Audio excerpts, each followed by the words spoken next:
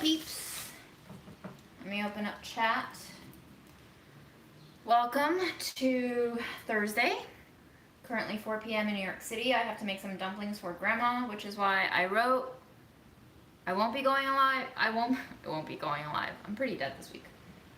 I wrote on the community page I will not be doing lives this week, but I also don't have time to make dumplings for Grandma before we run out of dumplings over the weekend, so I feel like today is the best day to make dumplings, so we're making dumplings. It is raining outside, very oppressive.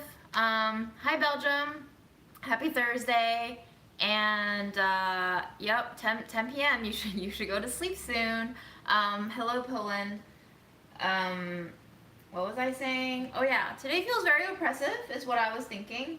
Hawaii's on fire.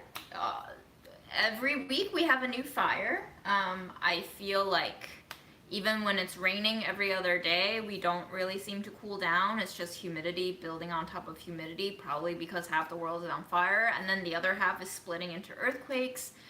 And I'm just here on my cozy little piece of the island of New York, chilling and feeling this unsettling gauze of something's wrong, but I'm not quite sure what. So that's that. I'm gonna pop out chat and we're gonna start doing dumplings because I'm hoping to have time to go to the gym today. Mental health and all of that. It's important, I guess. I don't know. Even my uncle, I don't know. He's related to my mom maybe more than I am, but I figured he would be way more optimistic about the whole world going to shit thing, but it turns out he agrees with me that I think the world is dying. It has always been dying, kind of like how we since birth have always been dying, but especially now I feel like within the past few years we've been feeling the death of the earth and ourselves much more vividly. Agree or disagree, I don't really know. I don't know when our world is going to end, but it doesn't feel good, does it? So yes. Hi England. Hi Switzerland. It's going to be very methodical today. I'm gonna clean this countertop. I'm gonna roll out this dumpling dough. We're gonna use the filling that we made from last round of dumpling making in these dumplings, and I'm gonna try to get them done within an hour and a half so that I have time to do other stuff with my life. Hello Austria. How's the weather where you guys are? Tell me about the world. Tell me what it feels like to be elsewhere.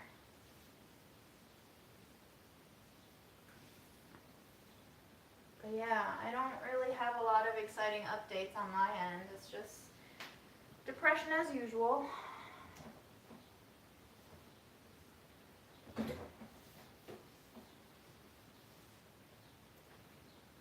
Korea is expecting a typhoon. Sweden's expecting a storm. Texas has a burn ban? What the fuck is a burn ban? Drought. Inners are boiling. Yep. I'm so sorry, guys. This is all my fault. I set the world on fire. You can blame me for it. I will atone for my sins one day, but not today. But Poland's having a nice autumn. Sweet. Enjoy it while it lasts, Poland. Hello, Chile.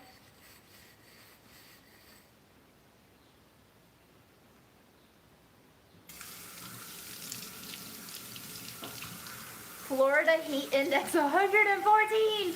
Holy shit. Oh, how do you live? How does one live? Maybe the answer is we don't. We don't live. Maybe it's time for us to go. Hello, Pennsylvania, not Philly. Sorry about that. Colorado.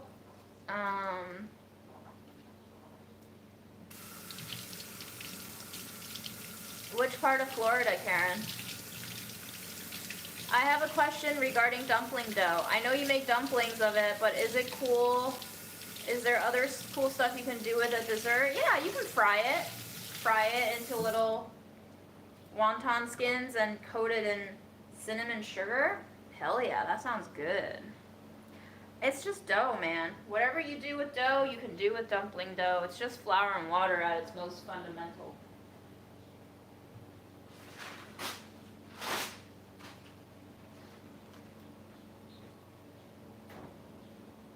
Frozen beef liver for your chickens to have as a frozen treat. That's kind of you.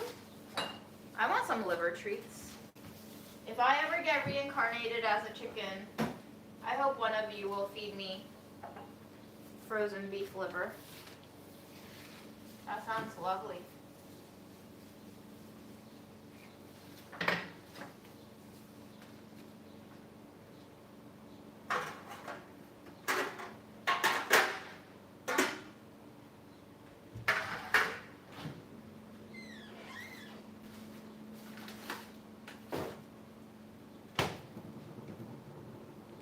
Arizona under 100 degrees for the first time in a while. Oh man. I don't know what to say, y'all. Have we done this to ourselves? Is this our fault? Does it even matter anymore?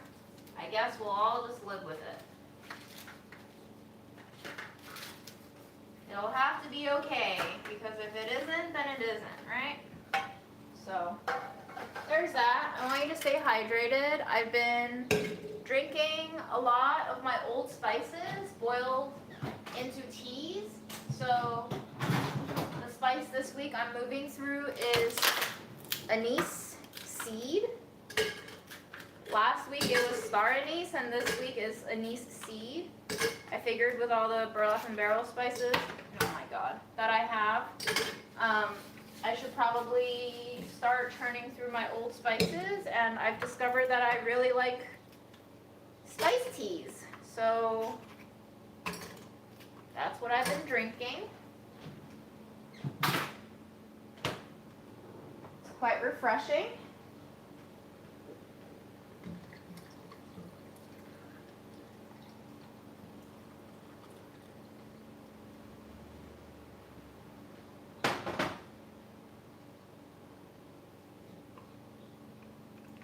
Florida's not going outside. You're looking for someone to blame for the weather, but I've been ruled out? Why would I be ruled out? Looks are deceptive. Don't rule me out.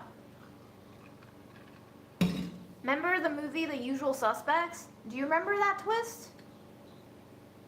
Have you not learned anything from Hollywood? Guys, don't be so foolish. Don't be so naive.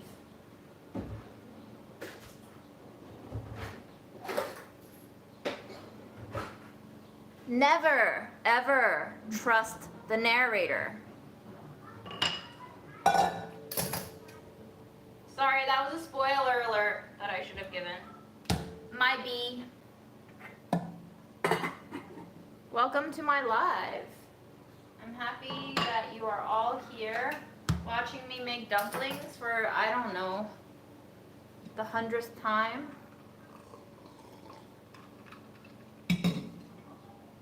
Oh man, Texas, good luck. I don't know how you do it.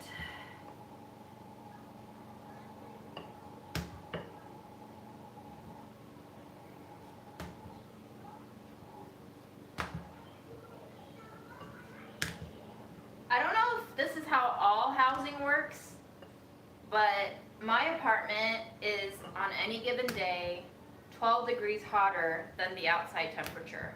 It'll be straight up 70 outside, and it'll still be like mid-80s in my apartment. What up, steamy beaches of Florida? So many Floridians today. Hello, Manila. Which beach of Florida are you hollering me from? Texas isn't going outside either. Jenny, you're still watching Budget Eats? I'm so sorry. The good news, maybe, is I am on the second pass of my next long form video, which means I will probably need about 2 more days to finalize it if I'm good about finalizing it and spending time on it, but I do have some weekend plans, so I'm hoping by mid next week I will be able to drop the new video. No promises. I'm not going to say I'm doing my best because I know I can probably do better, but I feel so meh these days. Very low motivation to do anything for myself. That I guess the video isn't entirely for myself, but you know what I mean. But I'll get it to you out sooner or later. It's coming. Hello, Czech Republic. No, I don't think there's any cry-worthy moments in this one. I wasn't quite depressed when I was filming it. This was filmed in June. And so I wasn't depressed yet, but now I am. Do you want to cry? I can make you content to cry to, if that's what you want. I don't know. Baby girl, you tell me what you want.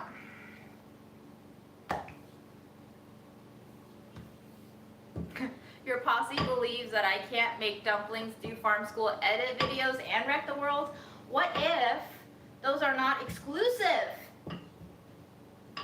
What if dumpling making and editing videos is ruining the world and farm school is just a cover-up to hide my sins? Yeah, no crying in this upcoming episode of whatever my life is now. But there will be quite a few Samira appearances, so get ready to fall in love with Samira. I've noticed in editing the videos that I talk over her a lot, and it annoys me. It makes me not like myself. But this is a good thing about seeing reflections and replays of yourself is you notice habits that you might want to change. Reflection time. Yet another reason why making videos have changed the way I think about myself, for better or worse. It doesn't always make me a better person. Sometimes it makes me a worse person. Sometimes I get defensive about it. And this dough is being really hard to roll out today. I'm not sure why, but soon, I hope, we will be able to cut them into dumpling skins. Now, I decided that this time I'm going to make fat-ass dumplings so that I don't have to crimp as much. And I'm going to make them so fat that I can only fit 3 in the containers I've been taking them to Grandma in, because Grandma does not like it when I give her 4 dumplings. Does anybody know why Grandma doesn't like it when I give her 4 dumplings? If you know anything about Chinese culture, I feel like you would know why Grandma doesn't want 4 dumplings.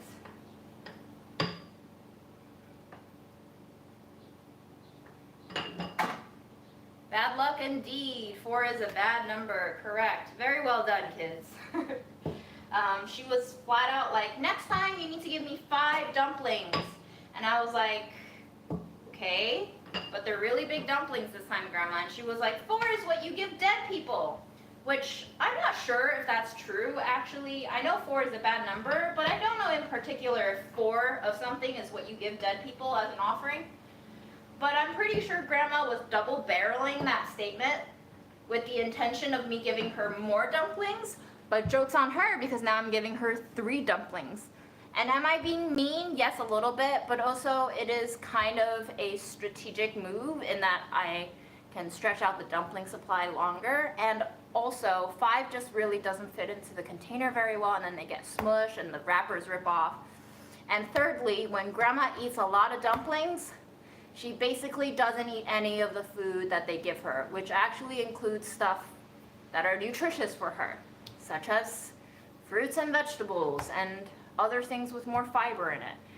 And then she'll not eat any of the other things I bring to her, which I also spend time making for her, like the donuts and the congis. And to make congee in the summer and to see grandma not eat it really hurts me. So that's why. I don't have to justify why I'm abusing my grandmother to you. I just abuse her. And she abuses me right back. That's love, right?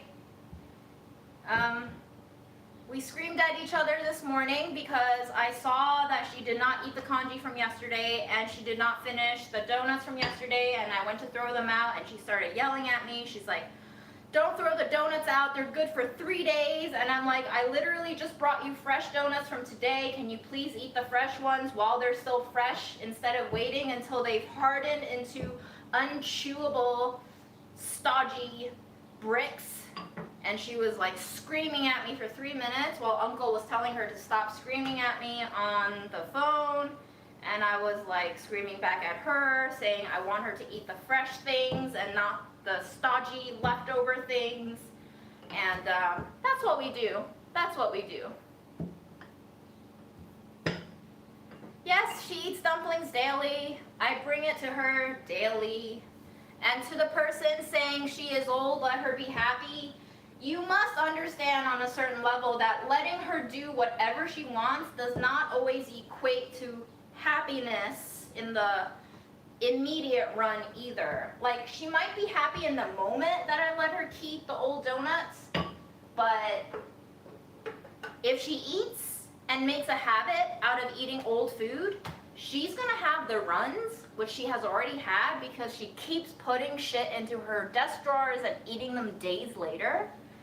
And then she'll shit her pants, she'll shit her bed, she'll shit everything, and then I have to throw everything out and clean and have the nurses clean her up, and then she'll panic because she just shat herself. And that's not really happy. So there's that. It's a series of balances. Kind of hard to navigate what the right thing to do is, so I don't think too much about it, which is kind of my MO for life in general now, is not trying to think too much of it, but it's really hard to do that sometimes.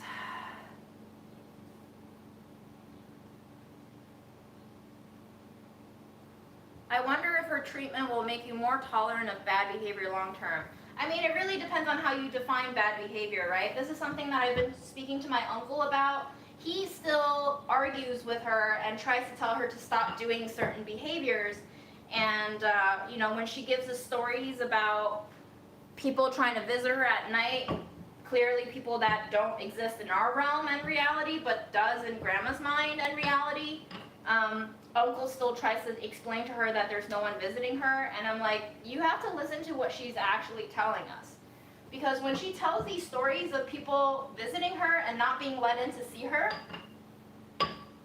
the details change when I question her about it. So for example, she'll say, "Last night, somebody tried to visit me." And I will ask her a follow-up question like, "Well, who, Grandma? I don't know anyone who visited you last night." And she would be like, "Oh, the people from church." And church meaning where my mom worked, because my mom worked at a Christian nonprofit newspaper, so she always associates the religious connotations with church.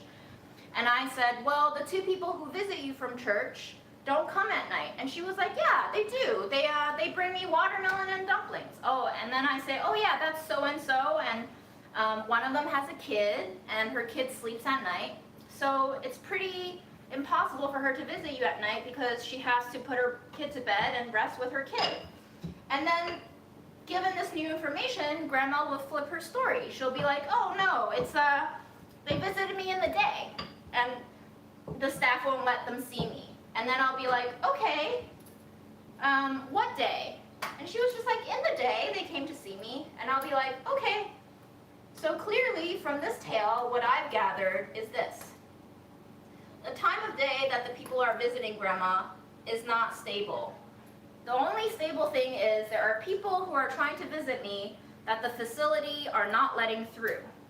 What I hear from that is, I'm lonely, I think people are trying to visit me, but they're not getting through to me. So that's what I tell Uncle, is now I have to learn how to actually listen to what Grandma is saying.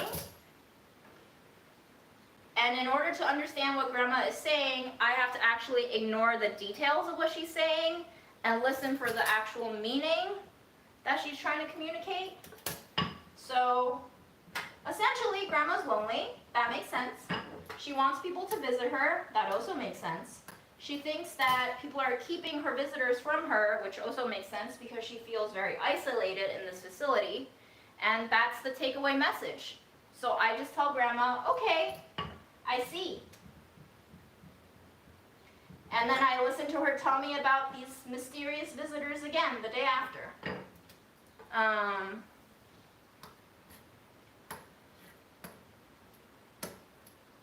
That's what I've been doing. Bring her less food, enough for the moment. You clearly do not know my grandmother, so I'm going to just say that that will not work for Grandma. She's constantly anxious. She's food insecure because she's totally insecure holistically right now. She always needs massive amounts of paper, toilet paper, diapers, food. She thinks that she's going to run out and that nobody will cater to her in the moment of need, and so she feels this compulsion to pile up on shit. And her bed literally looks like a refugee camp.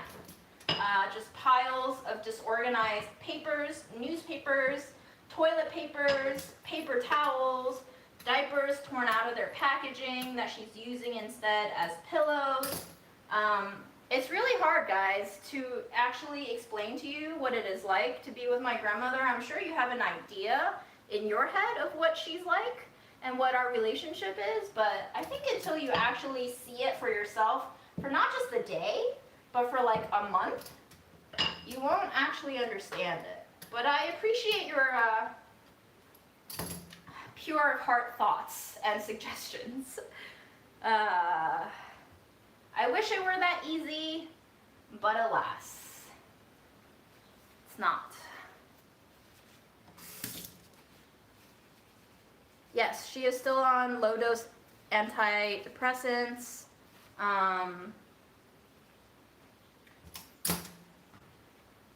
Indeed, indeed.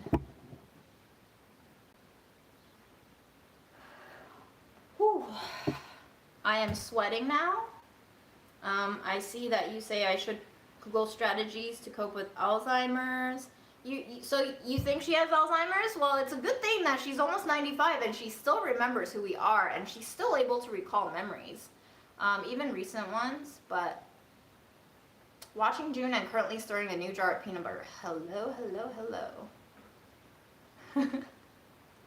My cat could tell it was June live day. She's currently cuddled on my lap listening to Grandma poop stories. Yes, exactly. It is a survival tactic, instinct. My grandma also survived famine and war multiple times in China. So yeah, it's rough. I'm never going to be able to understand her experience of life. I'm never going to understand her traumas that she sustained. I'm never going to understand how her brain chemistry got fucked during dealing with that kind of trauma and trying to cope with that kind of trauma. So I'm just doing my best to keep her in line while giving her what she wants to the best of my abilities before I go insane, because I have to also measure out what is sustainable for me to do. I can't just give her exactly what she wants because I'm not a machine, and even the machine breaks down. So, you know, I try to repeat because that's what she's doing to me. So I try to speak her language by repeating, assuring, acknowledging, and telling her that I may not understand her reality, but I'm going to give her food. And I'm going to try to translate for her. Lady Lucky Bug, exactly. Lady Lucky Bug says, the problem here is we can't just listen to you vent. We feel we must solve your problem for you since we know better than you. And that last part is not always true for anyone giving advice, but the middle part is. I think I'm also guilty of this, is hearing my friends talk about their problems and feeling like, man, I need to give you a solution because I feel really bad for you, which is making me feel bad. So to make us both feel less bad, I'm going to assume exactly what you need is a solution, and I'm going to give you all these ideas, but it's really hard to put into practice advice when you're already overwhelmed. So I'm glad you understand that, and hopefully, I don't know, good intentions sometimes don't work out very well, but at least they're good intentions to begin with, huh?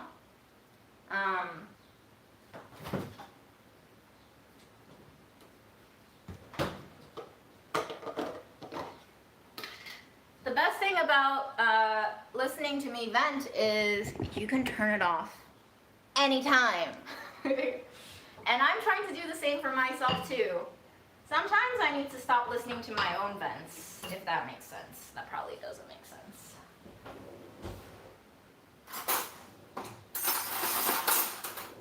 Here is the spoon we're using. I got this on a trip with Erin to Hong Kong. We found this little thrift shop that had this little spoon. I even haggled with the man, and Erin felt really bad and made me feel bad about haggling with the little man, and I was like, you know what, you're right, I was a cheap ass.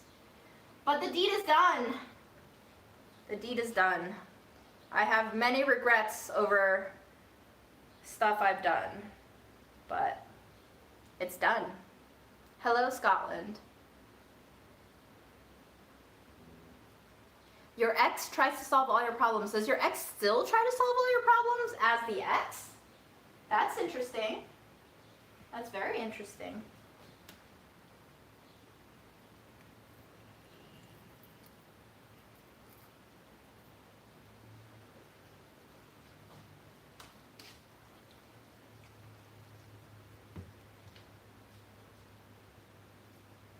I mean, Erin tries to solve some of my problems sometimes, but only when I say to him, I need help, so. To each their own. If it works for you, I don't know if it does, but if it works for you, it works for you. Who am I to judge? But if you don't feel comfortable getting advice from him, then that's another thing. Welcome to Hong Kong. Yeah, how is Hong Kong doing? After mainland China ruined all the shits yet again.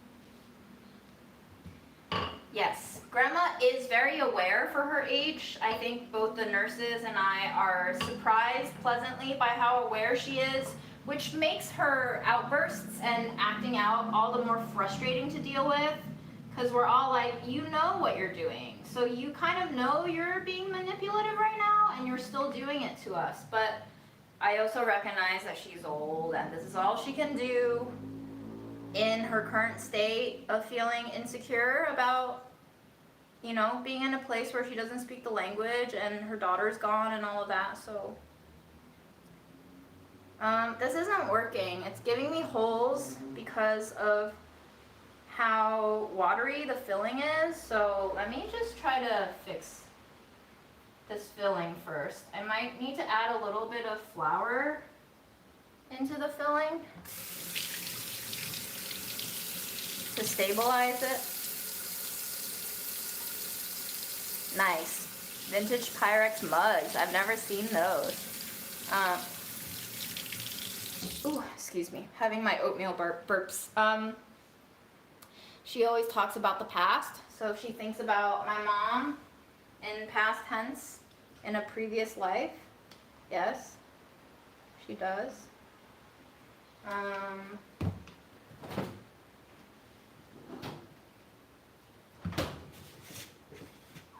I make a huge batch of filling, and if I end up not using it all, I freeze it. Indeed.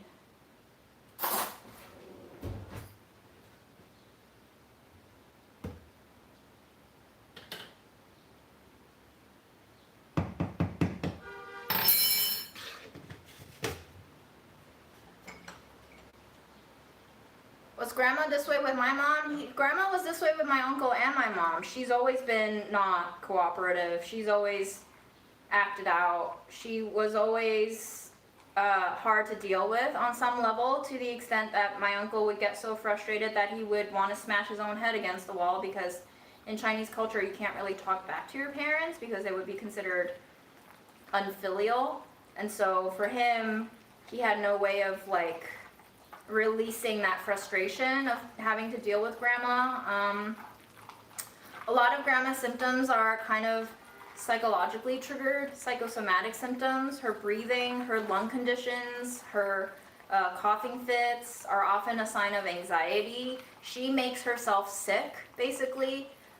She'll be doing something as simple as trying to find the calendar, and she'll suddenly freak out because she doesn't remember where she put the calendar.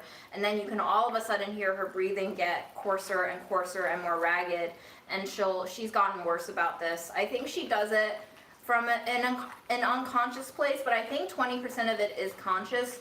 She basically acts weaker than she is capable of being not weak, just to make me feel bad for her. I don't want to think that my grandma does that, but I have enough experience that I feel like she does do this, which is why I get angry at her sometimes, because I know she doesn't have full control over how she feels, but I also feel like she does. I need to go pee. I'll be right back.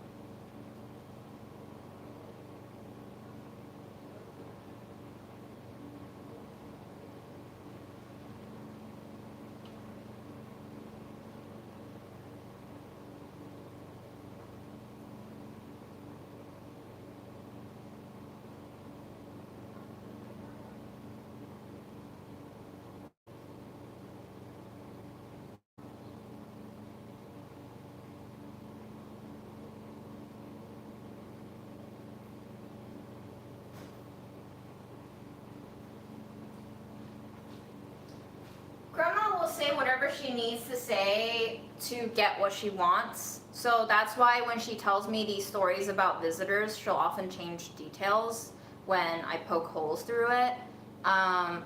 So, you know, yeah, Miss Honky says treat your grandma as if she was a kid, let her talk and just be there to listen to what she has to say. Yep.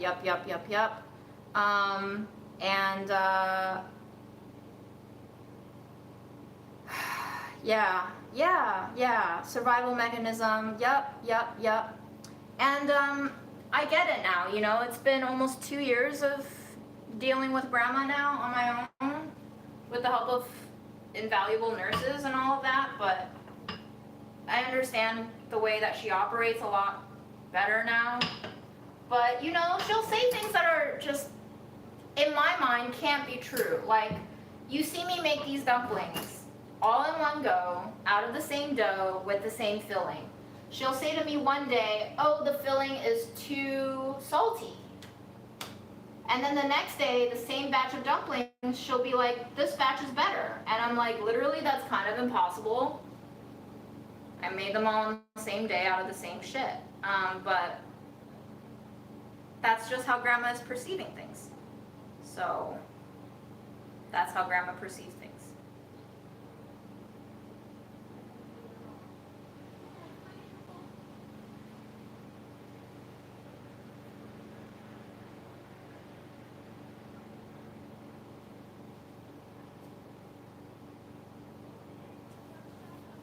She definitely has PTSD. There's no possible way that she survived multiple wars and famines without PTSD. Like, come on. But we don't need to be diagnosing my grandma right now. Like, what's the point even, you know? We just have to exist with her. Well, I do at least. You don't have to.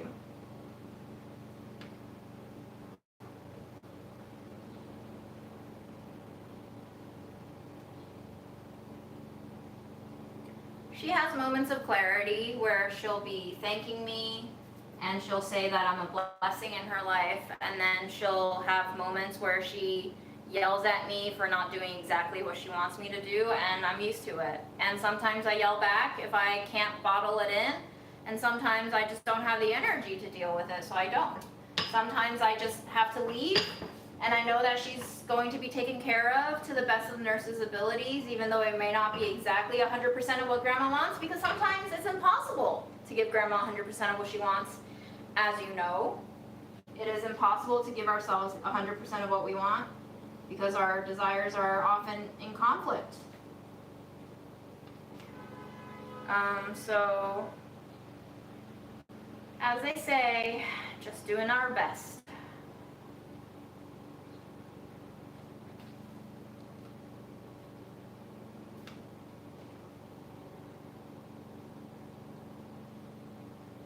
Yo, this dough is not cooperating today. Please? I ain't got time for this.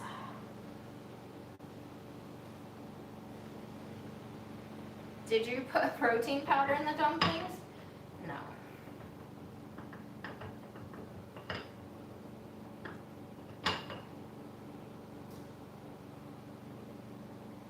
It's flour.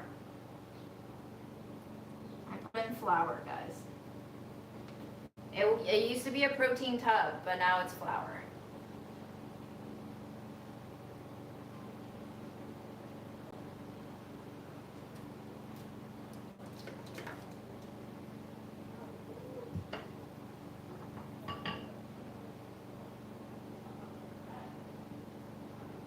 Yes, reminder for vitamins. Thank you. I don't think I took mine yet. Yep. Yeah, Grandma's been having those moments of clarity too, where she would be like, I don't know why these things are happening. How could it be this way? And I'm like, you know what? I don't know either, Grandma.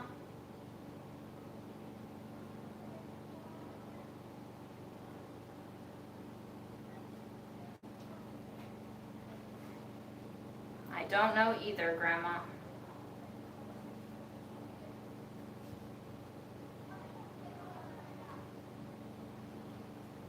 The humidity is so strong that it's gluing all of my wrappers together, even though they're rolled out super thick. And the dough is definitely not dry today. Sorry, not wet today, but yeesh. I'm not using anything to seal them. The dough is just moist enough to be stamped together by their own composition.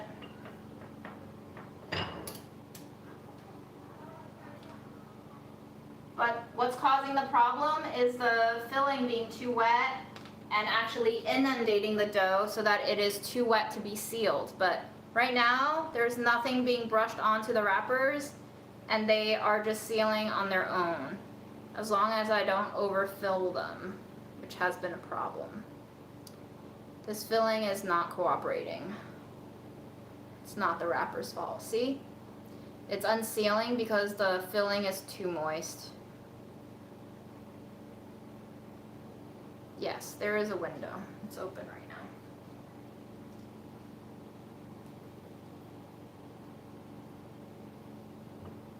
now. Have fun at the doctor's. Hope everything is okay. I knead it. I also let the dough rest for about half an hour before re-kneading it. And then I try to let the dough rest for as long as overnight.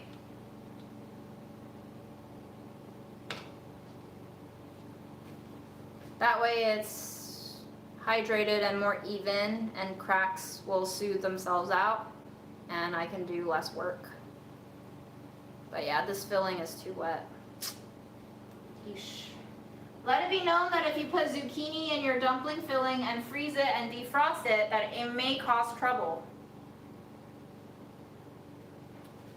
Coral nail color, huh? It's just one nail.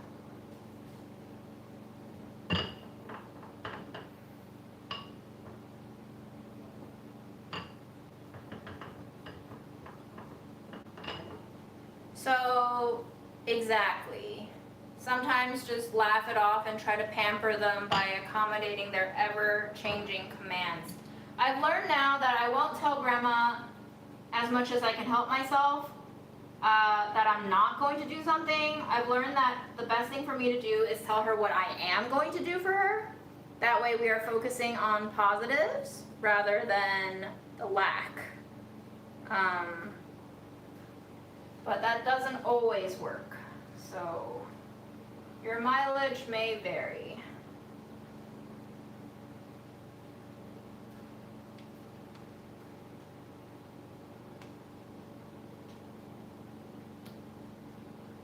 I can feel myself getting worked up right now because this dumpling is not being fully cooperative and this process is taking way longer than I expected, and I'm trying to calm myself down. Rushing never makes anything easier. So that's that.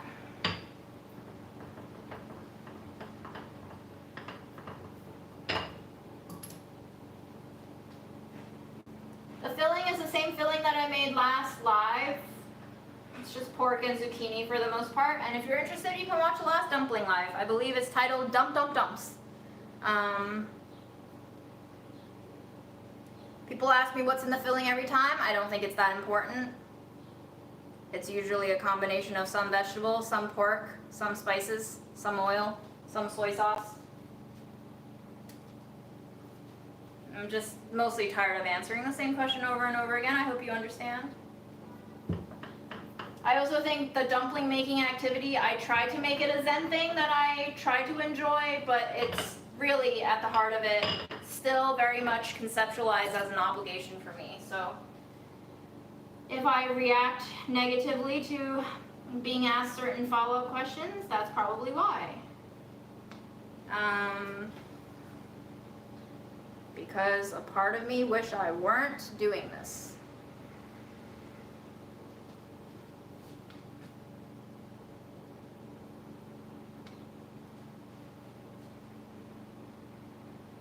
And no protein powder, yes.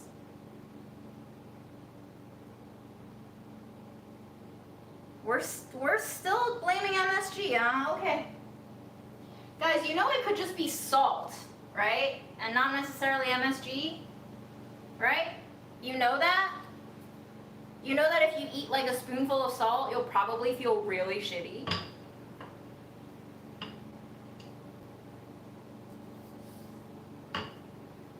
Yeah, monosodium glutamate. MSG is a type of salt. Just like any other types of salt, it can probably make you feel awful because it's dehydrating you from the inside out, but it's not because of the MSG, it's because of the amount of sodium you've had.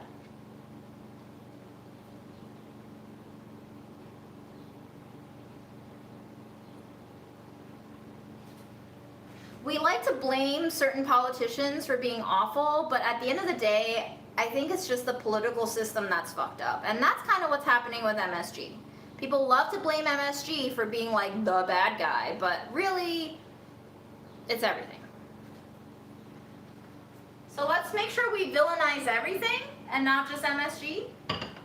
If we have to villainize anything.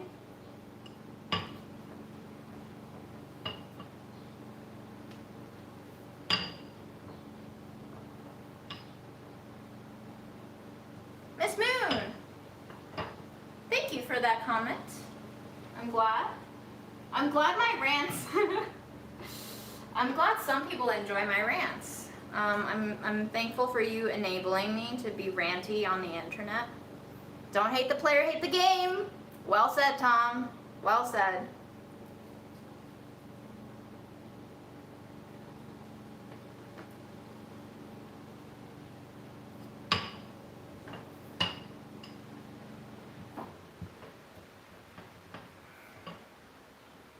Yeah, I agree, Miss Honky.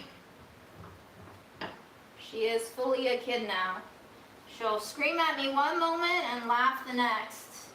She's teaching me how to live in the moment by not holding on to things for too long. There is really no point to any of this, especially now.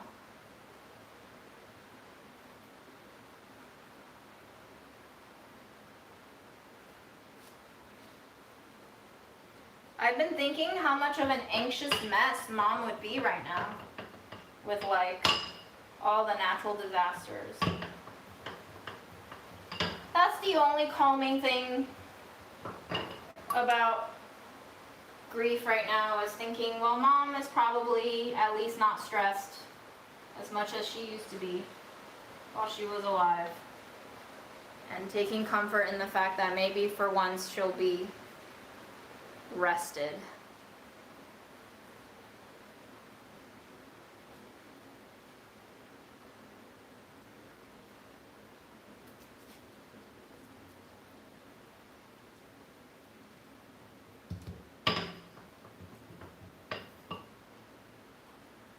You live in Elmhurst? I'm like 13 minutes away from Elmhurst. I feel like you've probably seen me walking around in your neighborhood.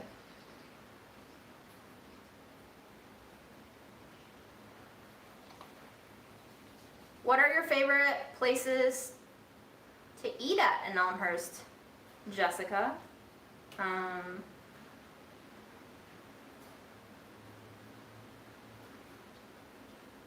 Damn, is your daughter okay?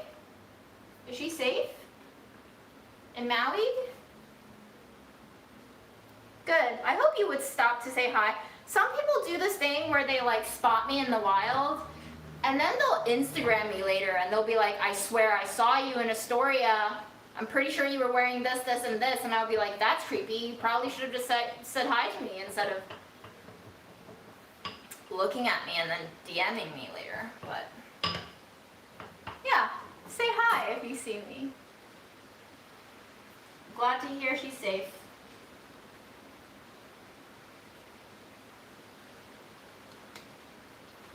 So Carrie, do you have any insider tips on what the best thing to do for Maui is right now in terms of rescue and relief?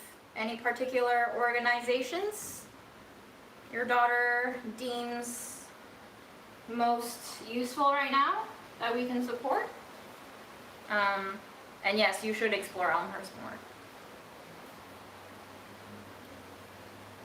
Aww. She has changed from a grumpy kid to a pretty good girl. Yeah, that's what I'm trying to do with Grandma. I'm also trying to change myself to be a pretty good girl from being a grumpy kid, but success rates vary wildly from day to day. I should go check on my bedroom window.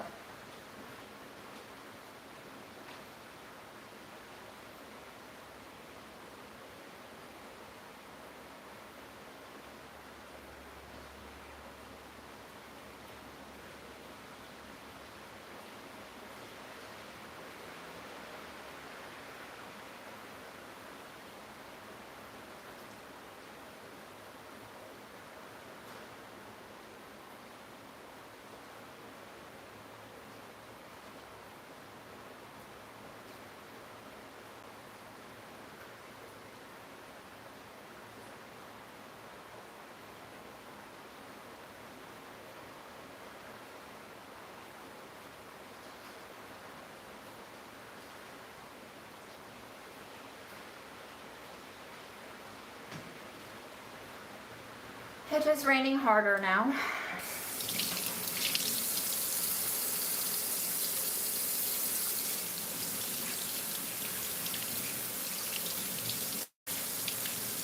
Ooh, Queens College, huh? I went to high school at Townsend Harris, so I was right on the Queens College campus. Good memories, kind of. Not entirely great, but they exist.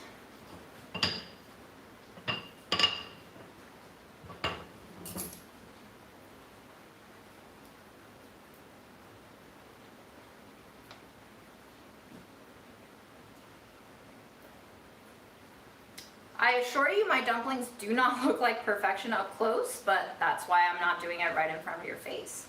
There's like tiny holes and gaps that'll probably kind of unseal themselves during the boil, and then I'll curse at myself and at life But that's all off camera. You don't need to know that.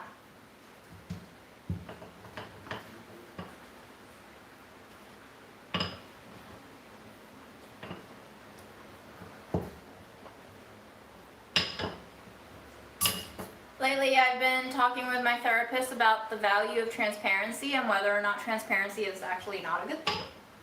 So that's going on in my head. How much truth is good truth and how much truth is not good truth? Because apparently I'm learning now that maybe not all truth is good truth, as it happens. Yes. Well, I'm actually not the worst, Miss Honky. I would say my mom was pretty naive about my grandma and dealing with her. My mom, who is 30 years older than me, and I think I just got bitten by a mosquito, was still trying to change my grandma's habits up until she died. So I've learned from my mom's experience that that is a fool's errand, and I will not be attempting to do that because you simply can't succeed. Does anyone else put saliva on their bug bites? To neutralize? Neutralize the itch? Before you scratch it, if you put something basic, alkaline, on the bite, it won't bloat as badly as it might normally. Because then you're just irritating and spreading whatever thing you're having a reaction to.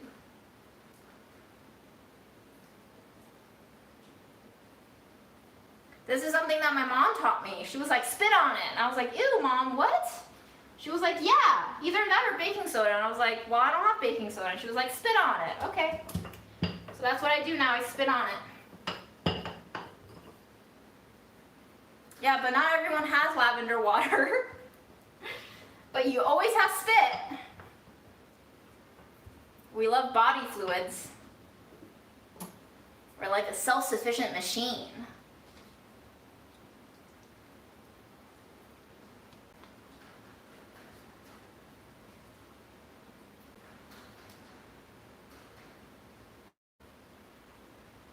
I've done the X thing before. It doesn't really work. My mom had me do that for a while, and then I was like, yo, this is all placebo because it ain't working for me. But the spit thing actually does work. So maybe spit is better placebo?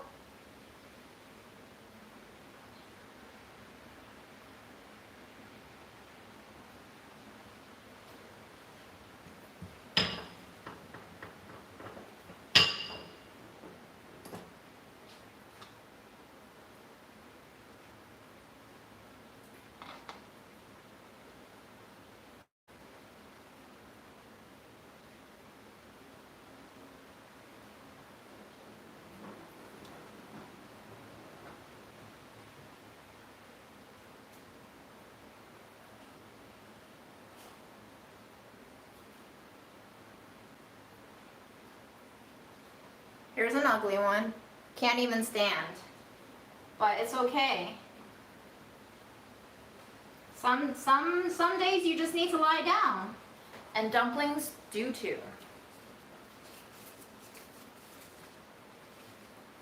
What does placebo mean? Placebo means it's all in your head. Placebo means you think something works and therefore it works. The placebo effect has been scientifically proven to work. So even if you give someone a pill that doesn't have any active ingredients in it to do anything, it's just like made to look like a pill that might have some medicinal qualities but actually has no medicine in it, and you take it, most of the time it will do something because you simply think it's supposed to do something. So grandma functions on the placebo effect now. She'll think she's having some sort of like a life-threatening condition, and she'll make herself physically worked up enough to feel the effects of her own anxiety. That's what placebo means.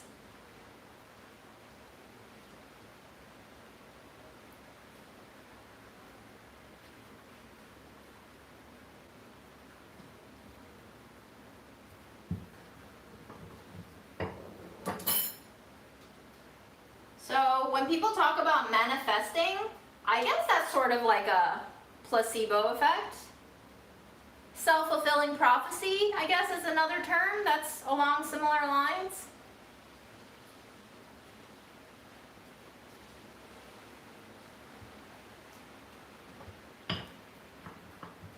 All of which to say, reality is only real to the extent that you believe in it. So be careful what you believe, for it will become true.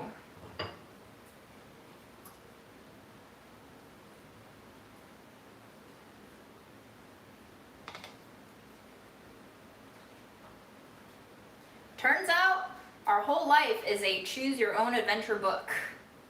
And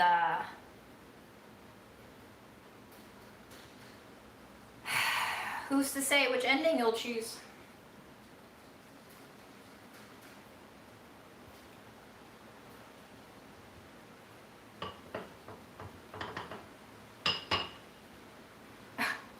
I should make up a story of how magical these dumplings are. Listen, I don't want to heal grandma, okay? Like, if I'm honest with you, and here goes the transparency thing, I'm ready for grandma to be put to rest. I'm not gonna kill her, but I've spoken about this before. It's just a downhill slide. And yes, here comes a slew of comments saying to treasure my moments that I have with her. I get it. I get it. But I'm also ready to move on because I'm basically awaiting a second wave of grief when grandma finally passes away one day. If I outlive her, because grandma has outlived a lot of shit. I can't guarantee that I'll outlive grandma. Like, I say that in jest, but also not in jest. I would have never thought that grandma would outlive my mom, but she did. So it's not impossible, but it's hard for me to think about my own life. And it's hard to finalize my own grief over my mom until grandma's dead. As harsh as that may sound.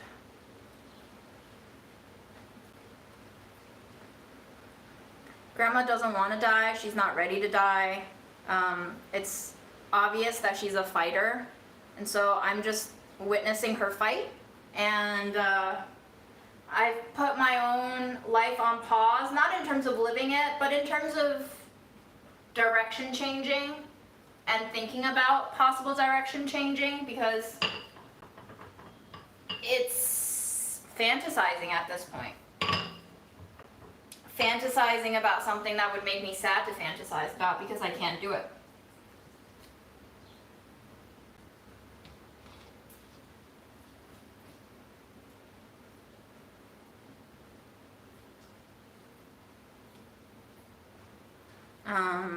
But I think once grandma dies, the floodgates will open in terms of me having to process my mom's death, because I think I have paused grieving mom to a large extent because of my responsibility to my grandmother. And in a way, she's kind of like a living tie to the life I had when my mom was still alive.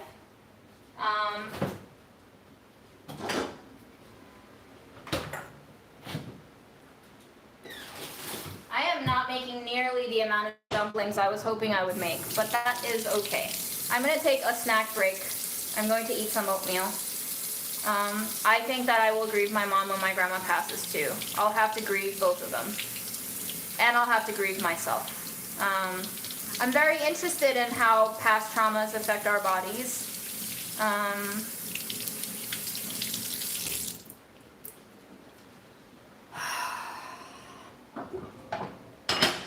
I'm gonna eat my oatmeal.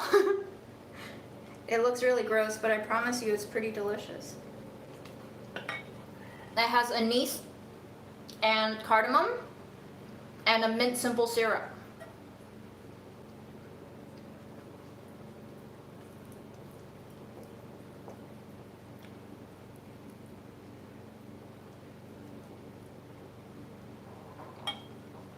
I do feel some guilt for my mom's passing, yeah. I don't think it's avoidable. I don't think, well, when she first passed away, no Baileys, When she first passed away, I felt a lot of guilt. The guilt has diminished over time with therapy and just processing. But I still do feel guilty for not having done enough for her, for not having been kind enough to her. And I actually had a lot of really singeing comments after I posted my grief videos of like people saying shit like, well, now that she's dead, of course you're gonna say all of this shit. You weren't nice to her when she was alive, and like those affected me a lot because I agreed with them to a large extent.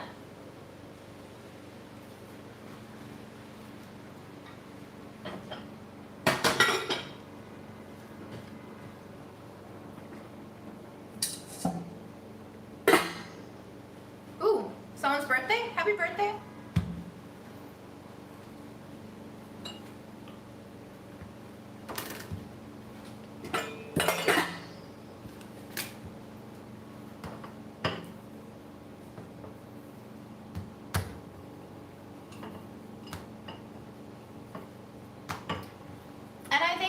People use the comments section because they're afforded some degree of anonymity.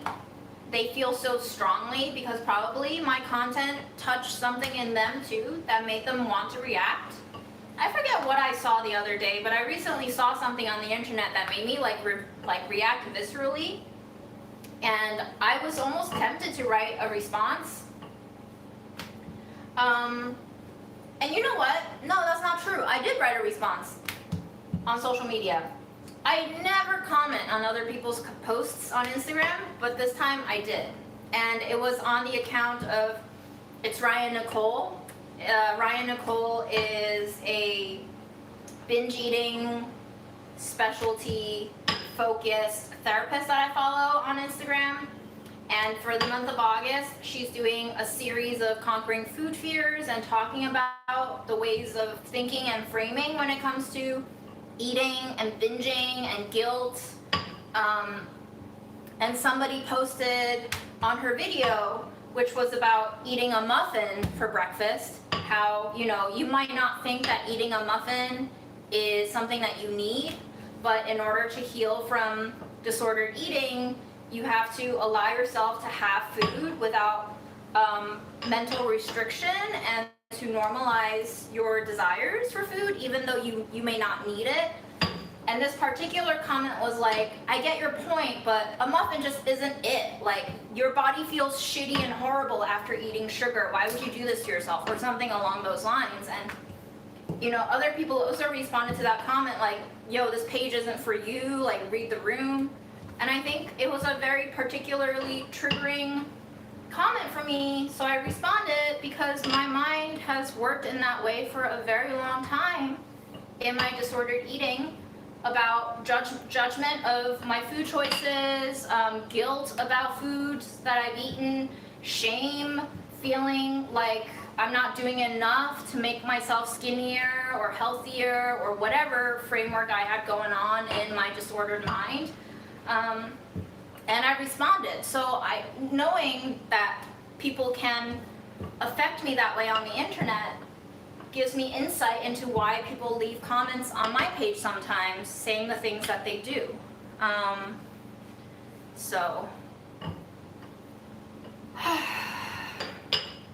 the internet is weird, but I'm learning to navigate it.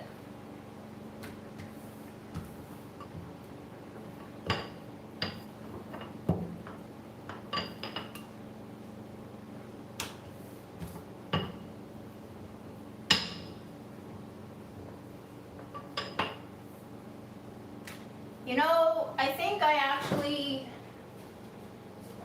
should put some flour on the surface. I think the humidity is too intense and it's actually hindering my ability to both roll out the dough and to seal it.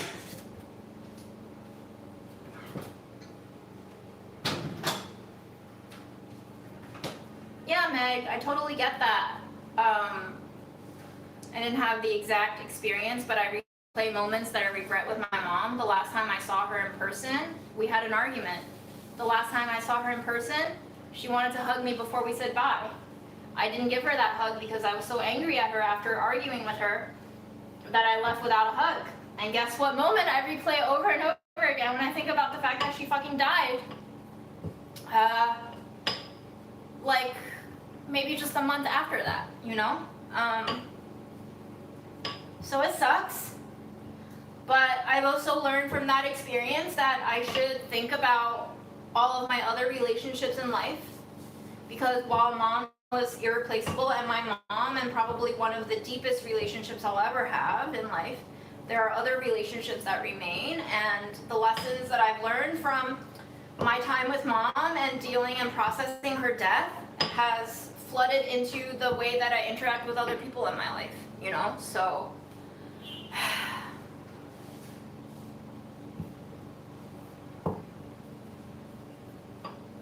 yeah, I like Ryan a lot too. Seeing her posts really help me on a day-to-day basis. Truly, we make a big deal out of so many things because we've been holding on to so many of our past patterns. We've identified with our past, and this is something that I'm still trying to work out myself too, is like, how much of my past identity do I want to hold on to? Because after mom's death, undoubtedly, you guys, viewers, have noticed changes in me. I've noticed changes in me. I don't know, I've told myself that I like these changes, but I think there's also another part of myself that becomes a little bit unsettled when I think about how much I've changed, because it makes me uncertain of who I am. And I think living in our current society, especially in America, where individualism is such a core value, and we prioritize the persona, and we make whole livings out of being personas now, especially with the advent of social media, it's really hard to know who I want to be, who I am. It's really hard to disengage from the thought patterns that may occur that have to do with identity. So all of it is going on in my head. I don't have any answers. I'm just thinking out loud, as you know I do.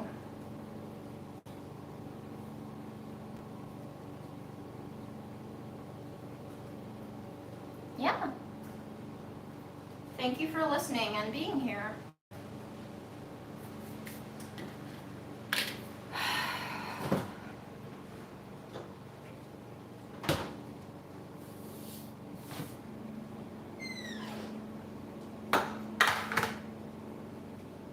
With my therapist today about all of these things, in fact, and at one point he was like, well, is this a part of your identity that you're still struggling with, like this particular aspect? And I'm like, literally it's all of these aspects, because the way that my brain works, nothing exists in isolation. Everything just flares up all at once. So when I start thinking about one aspect of my identity, all the other aspects of my identity come into question too. And it becomes really hard for me to like disengage from that spiraling of sorts, you know, like, and maybe it is time for me to practice a little bit more of a Buddhist stance regarding identity, of detaching myself from this idea of the self, because all at once it becomes too much, you know?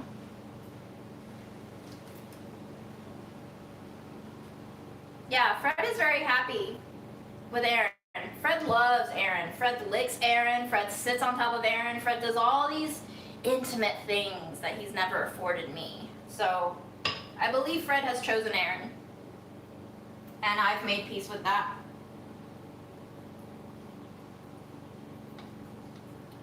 Do you perceive these spiraling thoughts as intrusive? They certainly can be. Sometimes, yeah.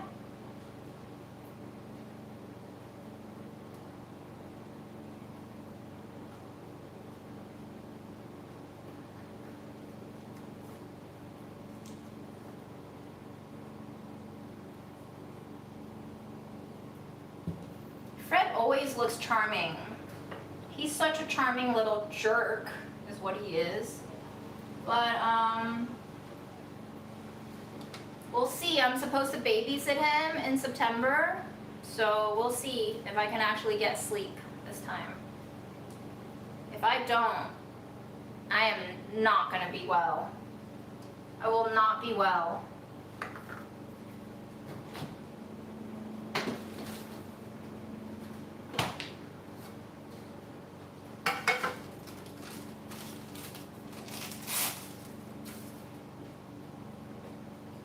I will be entirely unwell if he does not let me sleep.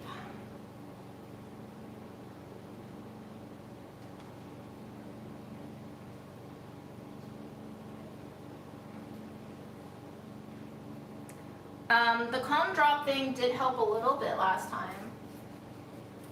So, we'll see. We'll see. And now I'm a little bit worried because I'm like, okay, is it Fred and the fact that he just doesn't like me and Mrs. Aaron? Or is it something about this apartment that cats can sense is off? Because if I want to adopt another cat and they also freak out, I don't want to have to be that human who like returns their newly adopted cat to the shelter.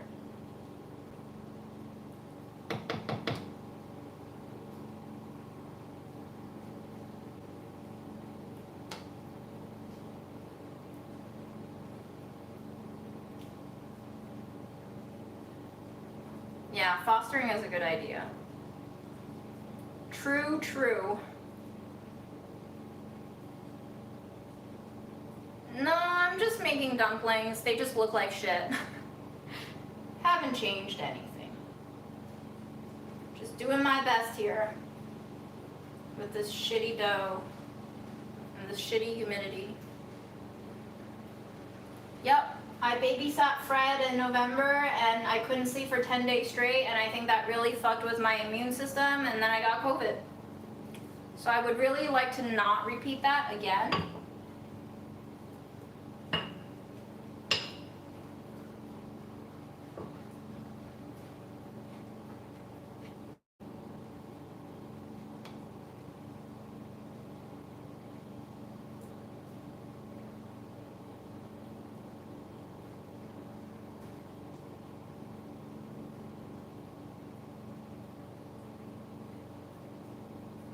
What's your brain executive function? What does that even mean? I don't know what that means. Enlighten me, please. Good night.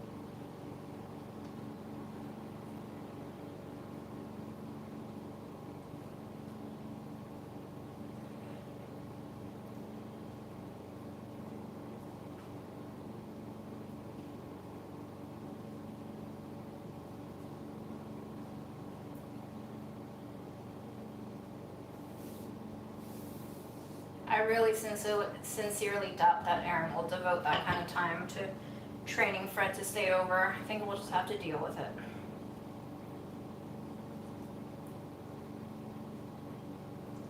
Honestly, the best thing for Fred is if I go over to Aaron's apartment every day to feed him, but it's just too much of a commitment for me. It's like a 2-hour plus round trip on the subway for me.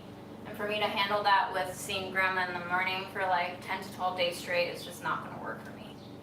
So I'm afraid Fred will just have to suffer.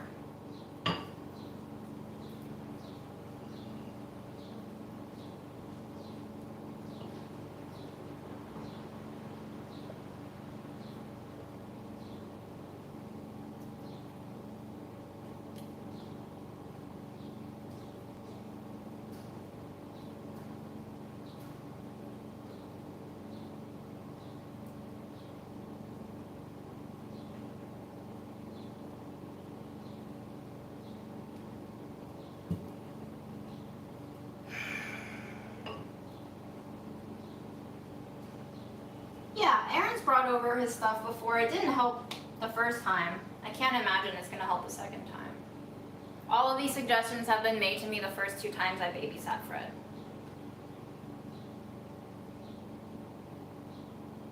I just have to be clear about my priorities now. The first time I was trying to calm Fred down, and the second time I realized I'm gonna have to do what I need to do to stay sane.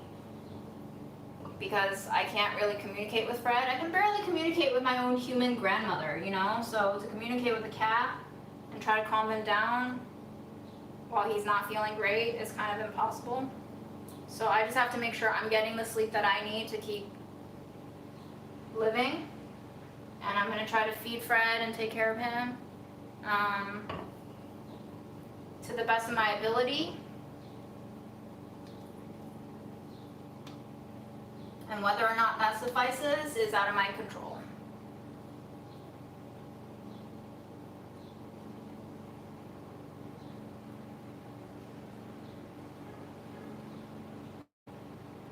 I go to Blink too. Which Blink do you go to? Do you go to the one in Jackson Heights? That one sucks.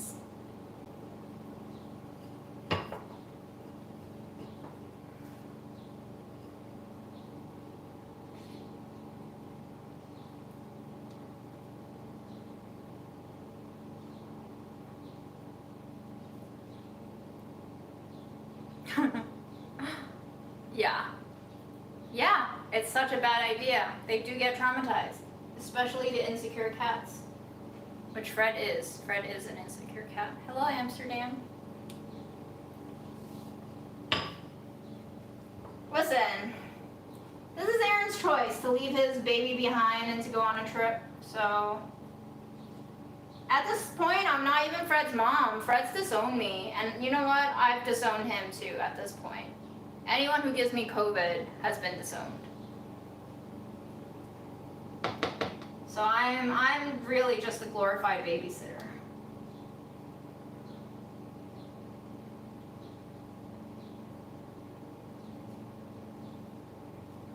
Hello, Italy. I've always wanted to go to Bologna. There is a tattoo artist that I want to visit in Bologna.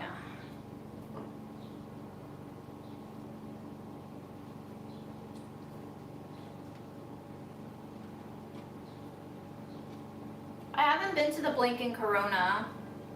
I've only gone to the one in Jackson Heights. Corona's a bit far for me to travel to.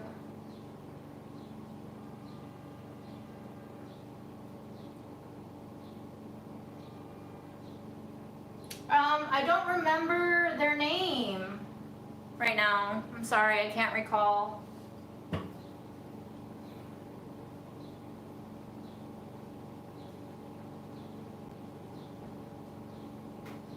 I used to follow them on Instagram. I think I stopped following to make myself feel a little bit less bad about not being able to travel anytime soon to Italy. But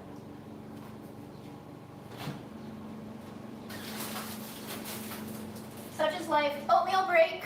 And then we have one more segment of dumplings to do. I think I'll log off around 6. That way I can clean up and maybe go to the gym for a little bit.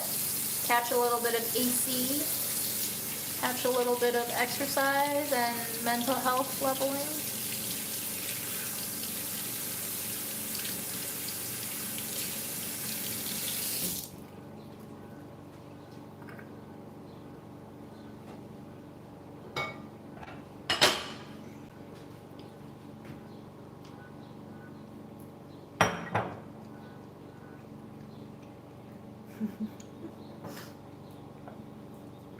Indeed. Endorphins.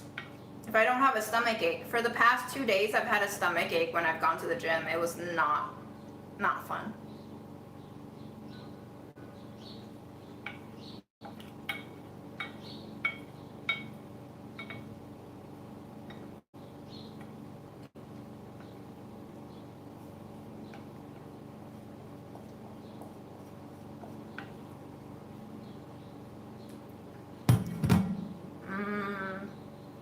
I want more oatmeal.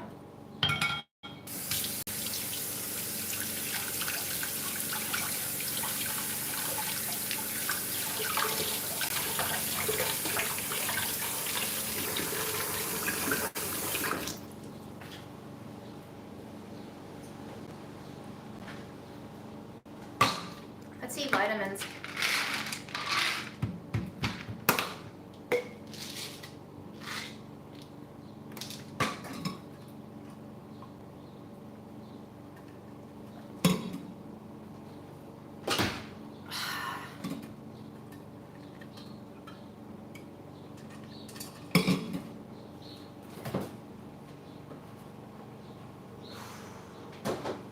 What else can I snack on?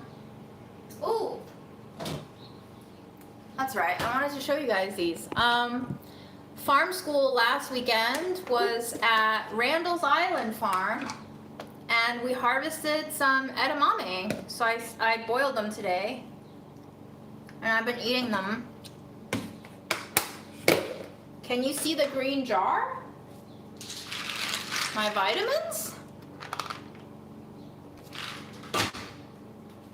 Try mush? Hell fucking no.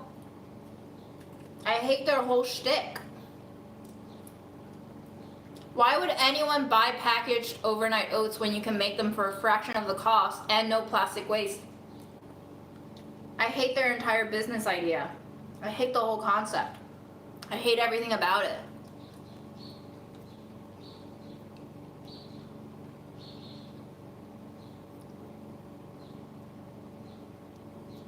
Whoops.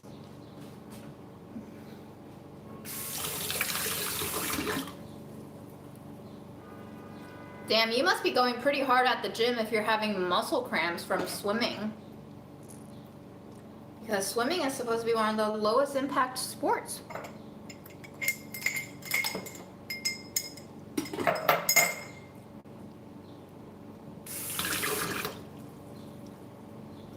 Listen, if you don't have time to make overnight oats, you don't have time to go to the supermarket to buy packaged overnight oats.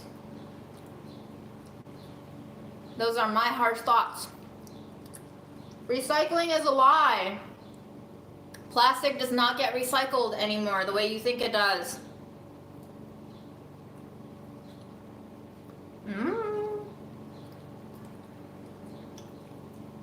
Blessed. Blessed with farm fresh edamame.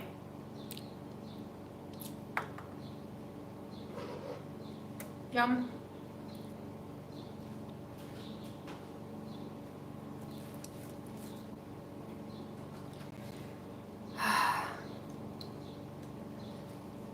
You have a jujube orchard? That's fun. I recently bought another protein powder. It's chocolate flavored this time. That's about most of my updates in life. What else?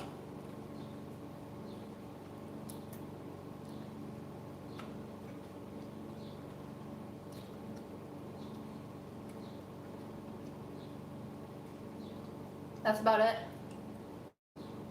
That's about it. My life is pretty boring, y'all. Mostly just grandma, newslettering, editing videos.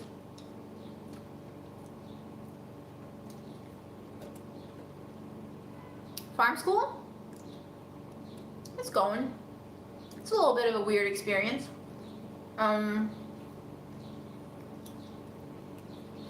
Most of the classes are virtual on Zoom, so it doesn't really give me that hands-on practice that I was expecting.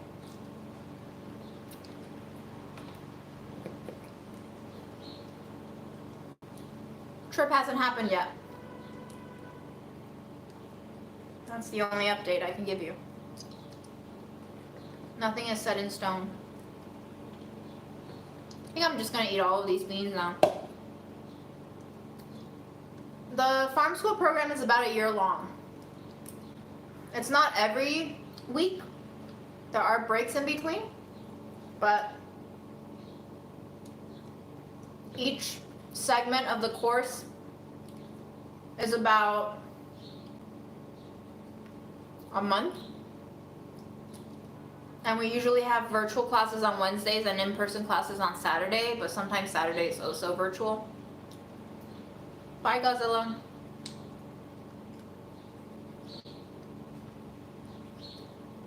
You wake up very early, Miss Honky. For anyone who's curious about farm school, you'll learn more if you just Google NYC Farm School. Do I have a favorite crop? I haven't had any hands-on experience growing anything successfully, but I do like apples. I don't know what an arrow garden is. That sounds fun. Tell me more.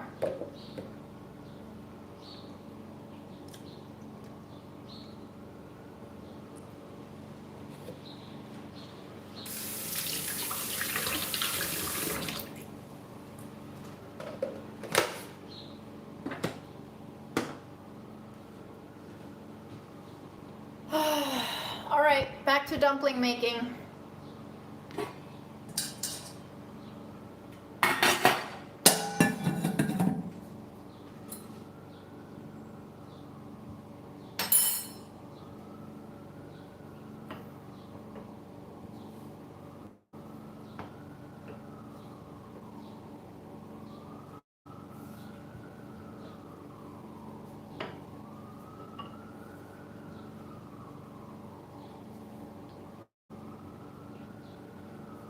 Yeah, you know what?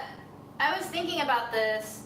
So Burlap and Barrel has a Facebook forum called the Spice Forum. If you search on Facebook for Burlap and Barrel, you'll probably find it. It's where people gather to talk. And once there was this very heated debate that went down in a post about whether or not Burlap and Barrel is a bougie spice company. And I was actually thinking about it. And I think it all depends on your understanding of what values you want to prioritize, right? So I think for people who are on the lower income spectrum, it is a bougie brand. Because I think if I didn't work for a food media company that reimbursed me for my groceries, I probably would not have wanted to buy $8 to $10 jar of spices. But having purchased these spices and having used them and having seen how long they can last me, like the jar of cinnamon that I had lasted well over a year. And if you think about it, that's less than $1 a month over a year. It's worth it. And knowing their sourcing philosophy and practices, it aligns with what I want to see the world value. And so if I can afford it, even though it is at a price point that is higher than what I'm used to, that is definitely a part of the consideration of, do I want to buy it? But yeah, Burlap and Barrel only ships within the US and also to Canada, but there's extra shipping fees to Canada. So it gets very complicated. Currently definitely not available in Europe. The sumac is very citrusy.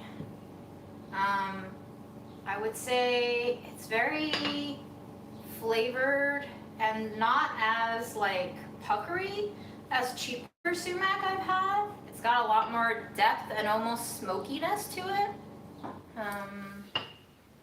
But yeah, it can be very expensive, especially to my viewers who are used to, you know, budget deals. Like, for sure, Burlap and Barrel prices are not budget prices because they don't source things the way your Joy Reed and dollar store spices and McCormick sources things. So that all goes into it. I found out that they actually ask the growers, the farmers who produce these spices, what they want to be paid, and then they pay them that. Imagine if we actually asked farmers what they want to be paid. I think about how much work goes into picking peppers, and then I go to Mango Rico and I see peppers being sold 3 for $1, 2 for $1, 99 cents a pound, and I think about how much transportation it took to get it to me after it's being grown and picked. It's like insane.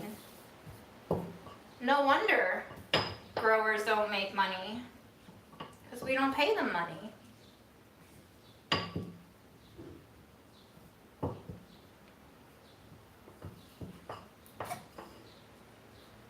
We don't pay anybody money, and then people just get used to not being paid anything, and then we get used to eating shit produced at shit quality tiers with bad labor practices and exploitation baked into these systems of consumption, and we get used to being used.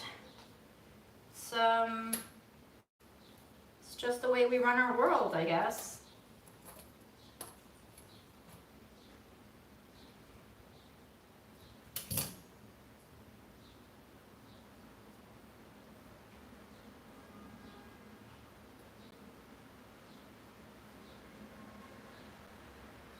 Imagine being paid enough that you don't have to feel like you can't afford shit that was produced well. Like, it's not on us to feel bad for not being able to afford stuff.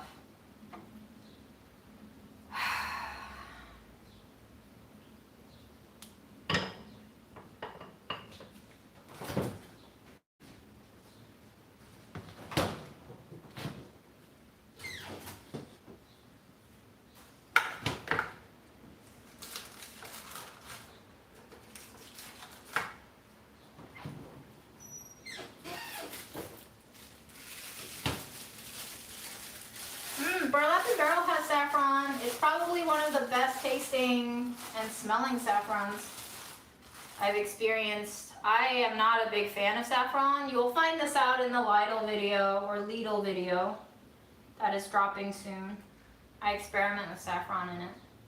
I wouldn't say I'm a huge fan of saffron, but I've definitely come around to appreciating it more.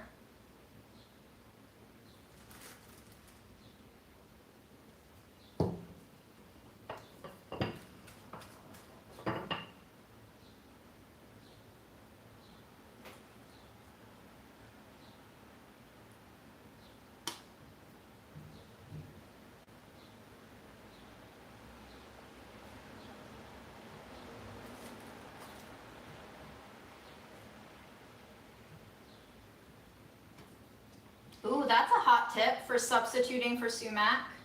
Cool. Thanks for sharing that.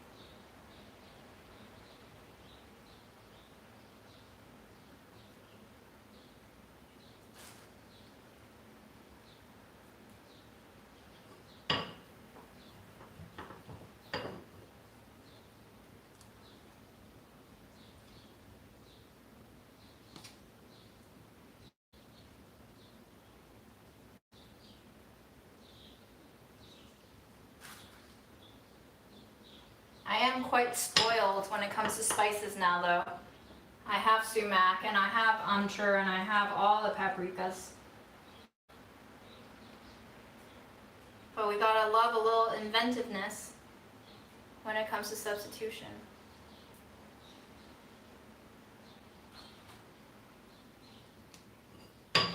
I will do lives when I feel like doing lives. Sometimes I just like living without being live, you know? But I get it.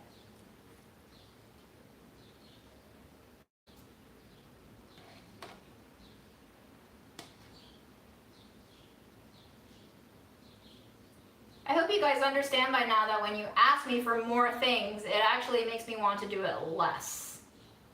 So keep that in mind, strategically speaking.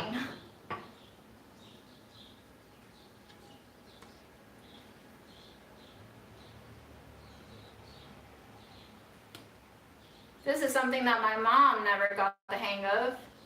She never understood that when she told me to do something, it made me want to do it less.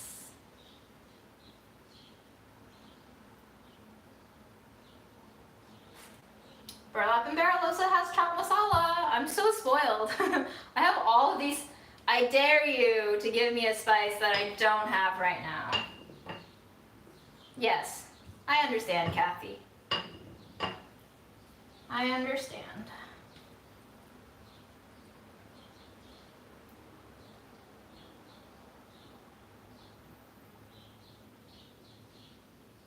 I am not an Aquarius. Do I seem like one? What do Aquariuses behave like? I'm always curious when people guess my sign. I am also not a Pisces.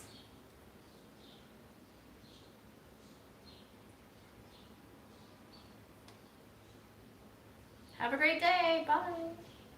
I am also not a Taurus. That's hilarious. I don't know, Eliza. I guess you'll have to try it without telling me that you're going to do it. But now that you've said it, who knows? You've ruined the placebo effect. The study has now been ruined.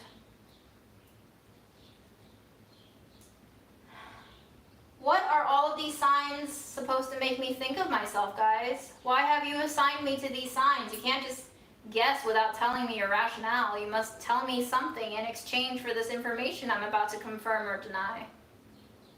It's a quid pro quo economy in capitalism, y'all.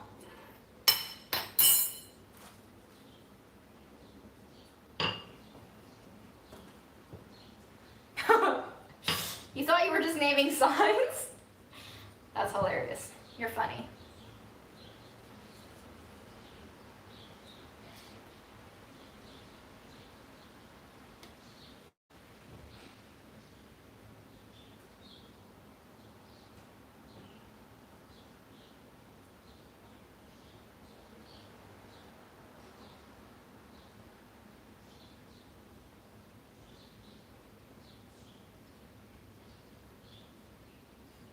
Imagine being the one Capricorn who's not honest or hardworking. A black sheep. I believe I am a Libra sun, a Libra moon, and like maybe Capricorn rising, whatever the fuck that means. I'm not sure, guys. I'm really not sure. But I am Libra. I am Libra.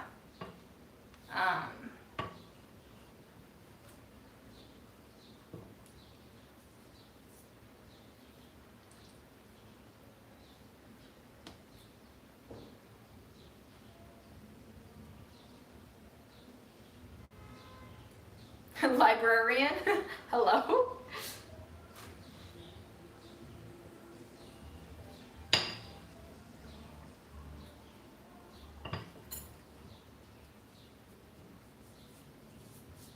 Guys, I don't think horoscopes are real. I'm sorry to break it to you. But if you believe in your reality enough, it will become real.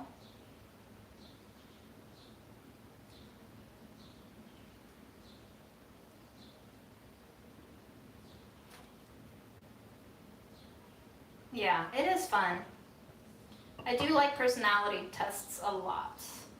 I once joined OkCupid over a decade ago just to answer all of the questions. I almost did it too, but there were some I couldn't answer.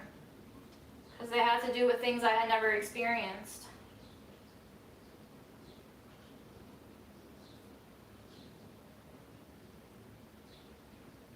Oh, I have a really bad ankle and foot and knee and hip. Grandma is definitely not a Taurus, I can tell you that. I don't know exactly what sign she is, but she was born in January, so that's not when Tauruses are.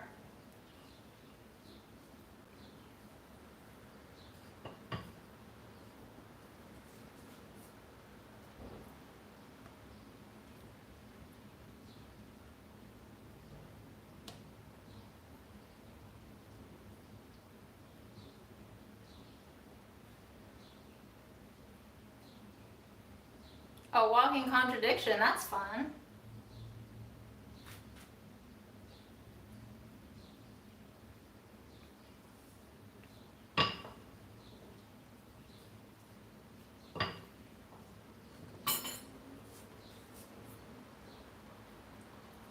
Burl Up and Barrel does have great selection. Let me know if you need any help deciding on spices.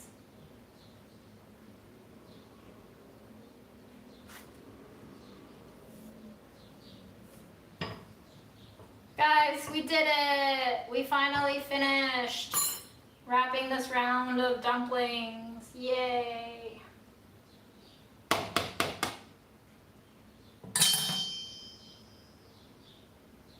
Damn, Eileen. Just lay the news on us. I'm so sad to hear that. I hope you are going to take care of yourself.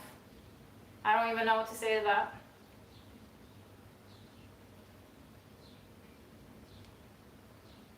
Snacks for girls' night. Depends on what your girls like.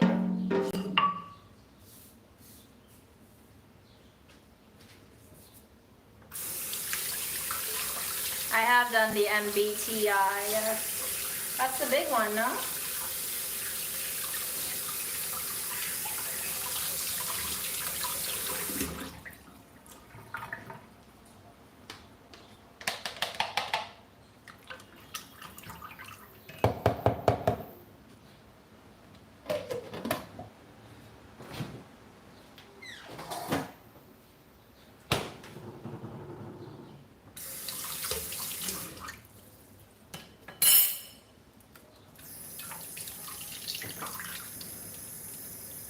Momos? No. I've never made momos. Enneagram is the only one that was very scarily accurate for me. But to each their own, I guess.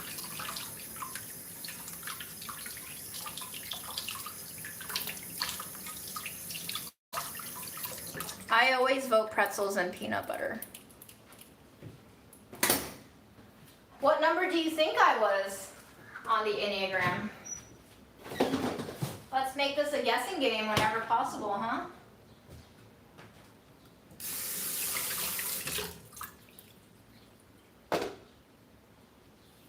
Nope, not a 1. Although I might be more of a 1 now than I was when I first took it, maybe 5 years ago, but when it was scarily accurate, I was a 4.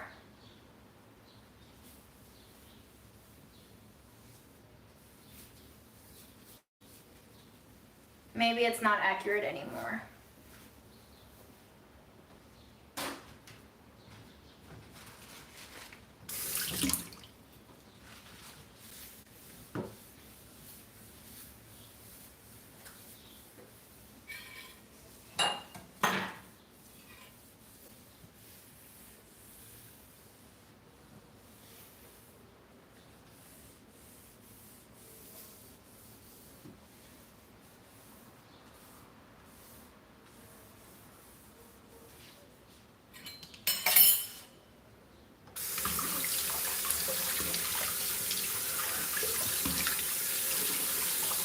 Enneagram, in case you're going to look it up, although I'm sure Google will correct you, is spelled E-N-N-E-A, gram.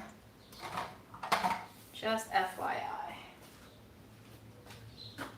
But yeah, it's fun. If you like personality quizzes, go for it, girl. Nothing to lose. all the fun and silliness to gain. I'm just gonna do some dishes and eat some snacks and sign off. I hope you've had fun joining me today.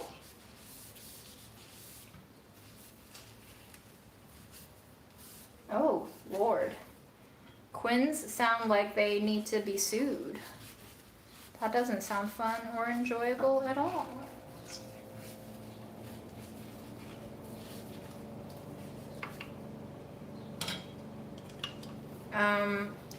I don't know why it took me so long to edit the Lidl video, but it's looking like it'll be about 70 minutes, which is fairly short for one of my videos. I'm kind of surprised, but I think it has to do with the fact that 2 days out of the week, I was at a food trade show for those 2 days, and so I basically didn't really vlog that deeply about them because I'm saving that footage for another video of taste tests of stuff that I got in those trade shows. So maybe that's why.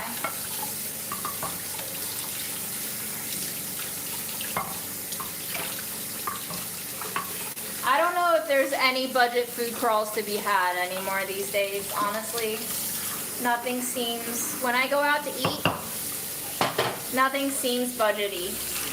Groceries are still able to be budgety, but eating out does not seem feasible anymore.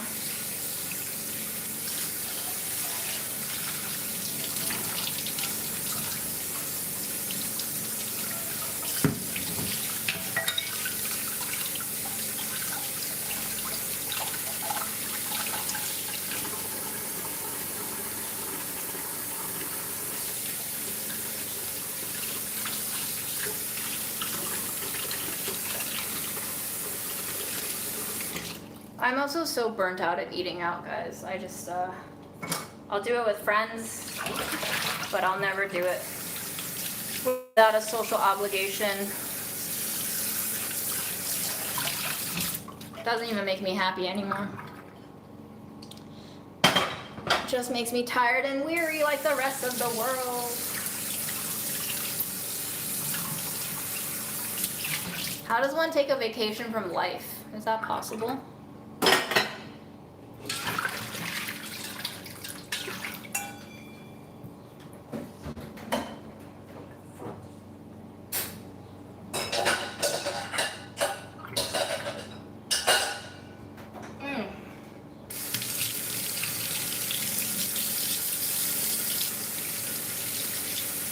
I need to get better sleep. This month marks a full year of not getting more than 8 hours of sleep. I would say I've been averaging about 5 hours of sleep for a whole year, and I for sure can feel my body suffering because of it. So that's really what I need to do, is to figure out how to get better sleep.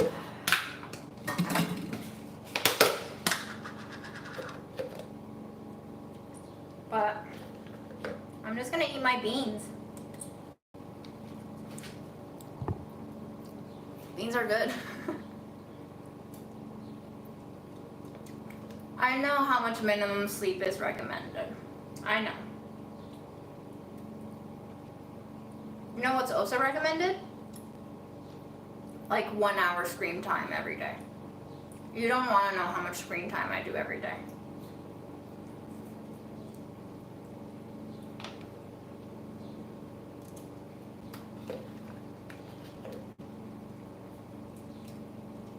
Most of the all-you-can-eat places in New York are capped at 2 hours max.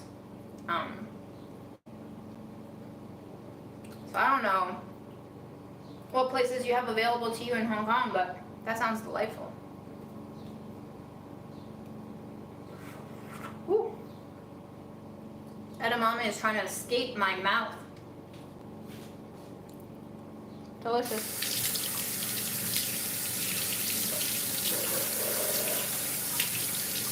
Magnesium, I think I looked into this before.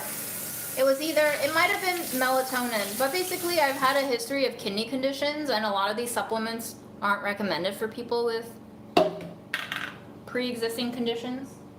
So I'm a little bit weary of taking supplements. But yeah, I think it's got a lot to do with mental stress combined with factors of change, Fred, emotional instability, just all sorts of shit. Ow, I'm gonna eat some chocolate. This is a German marzipan chocolate with apple bourbon marzipan filling. I've discovered that the chocolate and the marzipan don't go together texturally, so I've been freezing it. That's insane, Miss Honky. Everybody go to Hong Kong. Now. Everybody go now.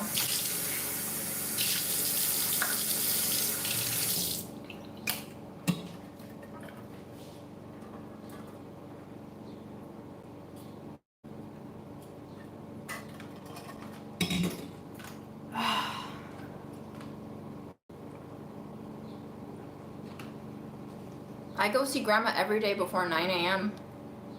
I wake up by 8 to get her food ready for her. I don't know how much early I can get sunlight. Alright, y'all. I'm gonna go. I'm gonna snack a little bit and rest a little bit, and then I'm gonna head off. Hopefully to the gym. But happy almost Friday. Cheers to surviving the week almost. Remember, nothing is important, and therefore you should not think about tomorrow today.